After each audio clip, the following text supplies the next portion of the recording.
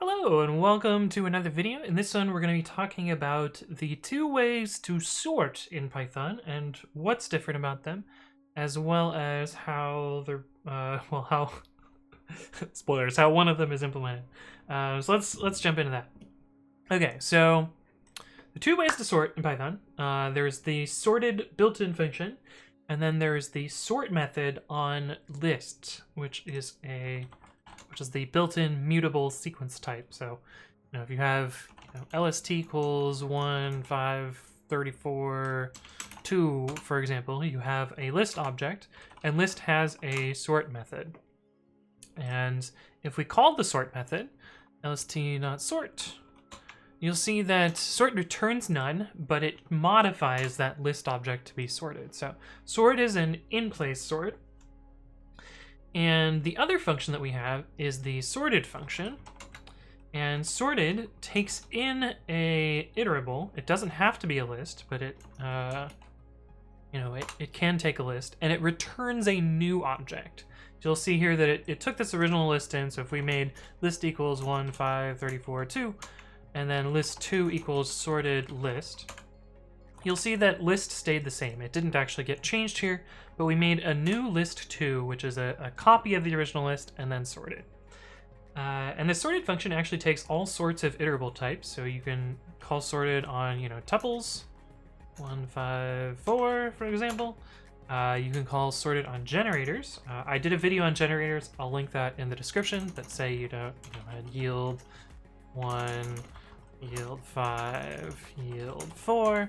And you could call sorted on the return value of that generator, and it will return a new list. So basically you want to pick these based on your scenario. Like if you already have a list and you don't care about maintaining the value of that list, like you're okay destroying it by calling sort, then the in-place sort is what you would want to do. Otherwise you'll want to do sorted, which is your copy sort. Like if you're not dealing with a list, or you need to create a new object, you'll use sorted. The interesting thing about sorted is it's actually implemented using sort. If we were to write our own sorted function, my sorted, the actual implementation looks something like this. Make a list from the iterable.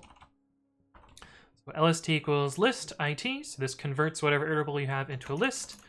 And then you do list.sort, and then return lst. And you can see that, my sorted function here also works for tuples now as well. And also works for, generators. And that's how it's actually implemented. I guess I can show you the implementation. Let me pull that up. Python/C Python. And I believe the implementation of list is inside here.